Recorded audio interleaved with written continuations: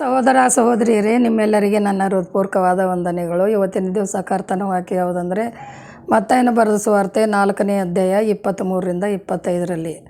ಅಲ್ಲಿ ಕರ್ತನ ವಾಕ್ಯ ಏನು ಹೇಳ್ತದಂದರೆ, ಯೇಸು ರೋಗಿಗಳನ್ನು ಪರಿಹರಿಸಿ ಅವರ ಕುರಿತು ಹೆಸರುಗೊಂಡಿದ್ದು. ಅಂದರೆ ಆತನು ಲೋಕದಲ್ಲಿರುವಾಗ ತನ್ನ ಶಿಷ್ಯರೊಂದಿಗೆ ಸಿರಿಯಾ ದೇಶದಲ್ಲೆಲ್ಲ ಸಂಚರಿಸ್ತಾ ಬಂದು ಎಲ್ಲ ಜನರಿಗೆ ರೋಗಿಗಳನ್ನು ಸ್ವಸ್ಥ ಮಾಡಿದನು. ಹಾಗೂ ಸುವಾರ್ತೆ ಕೇಳಲು ಬಂದಂಥ ಎಲ್ಲ ಜನರು ದೇವರಲ್ಲಿ ಬಂದು ತನ್ನ ಪಾಪಗಳನ್ನು ಕ್ಷಮಿಸಿಕೊಂಡು ಹಾಗೂ ಅವರಿಗಿರ್ತಕ್ಕಂಥ ರೋಗ ರುಜಿನಗಳೆಲ್ಲ ಪರಿಹರಿಸಿಕೊಂಡು ಹೋಗುತ್ತಾ ಇದ್ದರು. ಅಂಥ ಸಮಯದಲ್ಲಿ ದೇವರು ಅವರೆಲ್ಲರನ್ನ ಸುವಾರ್ತೆ ಸಾರುತ್ತಾ ಸಿರಿಯ ದೇಶದಿಂದ ಯೆರೂಸಲೇಮ್, ಸಮಾರ್ಯ, ದೆಕಪೋಲಿಯ, ಯೆಹೂದ್ಯ ಈ 4 ಸುವಾರ್ತೆಗಳೆಲ್ಲ ಸಾರುತ್ತಾ ಹೋಗ್ತಾಯಿದ್ರು.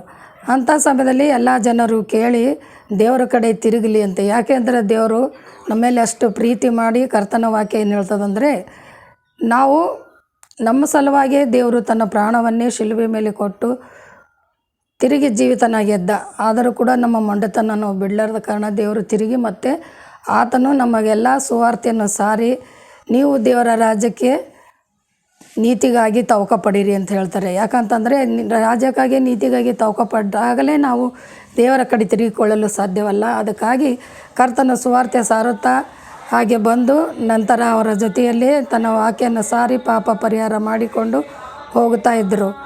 ಆ ಸಮಯದಲ್ಲಿ ದೇವರ ವಾಕ್ಯನ ಹೇಳ್ತದಂದರೆ, ನೀವು ಬರೀ ಕೇಳಿ ಕಿವಿಯಲ್ಲಿ ಬಿಡೋದು ಸಾಧ್ಯವಲ್ಲ.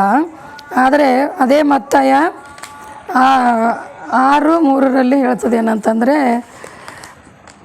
ಹೀಗಿರೋದರಿಂದ ನೀವು ಮೊದಲು ದೇವರ ರಾಜ್ಯಕ್ಕಾಗಿ ನೀತಿಗಾಗಿ ತವಕ ಪಡ್ರಿ, ಅದರ ಜೊತೆಗೆ ನಿಮಗೆ ಎಲ್ಲ ಸಿಗೋದು.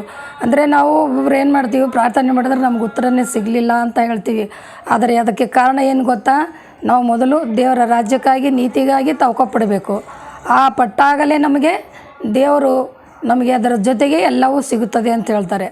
ಇದಕ್ಕಾಗಿ ಒಂದು ಉದಾಹರಣೆ ಏನಂದರೆ, ಯೆಹೋಶುವನು ತನ್ನ ಇಸ್ರಾಯೇಲ್ ಜನರನ್ನು ಸಂಭಾಳಿಸ್ಕೊಂಡು ಬರ್ತಾ ಇರೋ ಒಂದು ಸಮಯದಲ್ಲಿ ದೇವರು ಏನು ಮಾಡಿದರು, ಮೋಶೆ ಮೃತ್ಯನಾದ ನಂತರ ಯೆಹೋಶುವನ ಆರಿಸಿಕೊಂಡರು. ಯಾಕಂದರೆ ಆತನು ಭಾಳ ನೀತಿವಂತನು ಹಾಗೂ ಅವರ ಕುಟುಂಬವೆಲ್ಲ ಒಳ್ಳೆಯವರಾಗಿದ್ದರು. ಅದಕ್ಕಾಗಿ ದೇವರು ಏನು ಹೇಳ್ತಾನೆ ಅವನಿಗೆ, ನೋಡು ಯೆಹೋಶುವ, ನಿನಗೆ ಈ ಜವಾಬ್ದಾರಿಯನ್ನು ಕೊಟ್ಟಿದ್ದೇನೆ, ಅದನ್ನು ಯಾವ ರೀತಿ ನಡೆಸ್ಕೊಂಡು ಹೋಗ್ಬೇಕಂದ್ರೆ ನಾನು ಹೇಳಿದ ಥರ ನಡಿ ಅಂತ ಹೇಳ್ತಾರೆ. ಅದು ಯಾವ ಥರ ಹೇಳ್ತಾನಂದರೆ, ಅದೇ ಯೆಹೋಶುವ 1:8 ಹೇಳ್ತದೆ, ಈ ಧರ್ಮಶಾಸ್ತ್ರವು ಯಾವಾಗಲೂ ನಿನ್ನ ಬಾಯಲ್ಲೇ ಇರಬೇಕು, ಅದನ್ನು ಧ್ಯಾನಿಸುತ್ತಾ ಅದರಲ್ಲಿ ಬರೆದಿರುವುದೆಲ್ಲ ಕೈಕೊಂಡು ನಡೆ, ಆಗ ನಿನ್ನ ಮಾರ್ಗದಲ್ಲೆಲ್ಲ ಸಫಲನಾಗುವಿ, ಕೃತಜ್ಞತನಾಗುವಿ.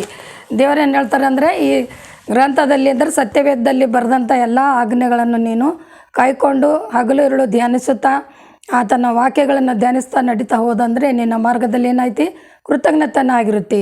ಆ ವಿಷಯ ಅವರೊಬ್ಬರಿಗೆ ಅಲ್ಲ, ನಮ್ಮೆಲ್ಲರಿಗೂ ನಿಮಗೂ ಹೇಳಲಾಗಿದೆ. ಅದಕ್ಕಾಗಿ ಈಗ ನಾವು ದೇವರ ರಾಜ್ಯಕ್ಕಾಗಿ ನೀತಿಗಾಗಿ ತವಕ ಪಟ್ಟಾಗಲೇ ದೇವರು ನಮಗೆ ಏನು ಬೇಕು ಅದನ್ನು ಕೊಡುವನಾಗಿದ್ದಾನೆ.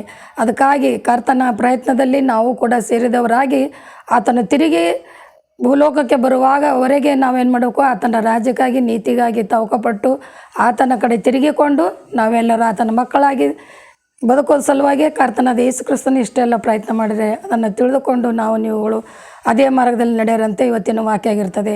ಪ್ರಾರ್ಥನೆ ಮಾಡೋಣ. ಪರಿಶುದ್ಧನೇ ಪರಿಶುದ್ಧನೇ, ದೂತಗಳ ಒಡೆಯನೇ, ಸೇನಾಧೀಶ್ವರನೇ, ಅಪ್ಪ ನಿನ್ನ ನಾಮಕ್ಕೆ ಕೋಟಿ ಕೋಟಿ ಸ್ತೋತ್ರ. ಈ ದಿವಸ ಕರ್ತನೆ ನಿನ್ನ ವಾಕ್ಯವನ್ನು ಕೇಳಿದೆವು. ಮೊದಲು ನೀವು ದೇವರ ರಾಜ್ಯಕ್ಕಾಗಿ ನೀತಿಗಾಗಿ ತವಕ ಪಡಿರಿ, ಅದರ ಜೊತೆ ಎಲ್ಲ ಸಿಗುವುದಂತೇಳಿದೆ. ಆ ರೀತಿ ನಾವುಗಳು ಮಾಡುವಂತೆ ನಿನ್ನ ಆಶೀರ್ವಾದ ನೀಡು. ಯೇಸುವಿನ ನಾಮದಲ್ಲಿ ಬೇಡಿದ್ದೇನೆ ತಂದೆ, ಆಮೇನ್. ಪ್ರಿಯ ಸಹೋದರ ಸಹೋದರಿಯರೇ, ದಯವಿಟ್ಟು ಶೇರ್ ಮಾಡಿ, ಲೈಕ್ ಮಾಡಿ.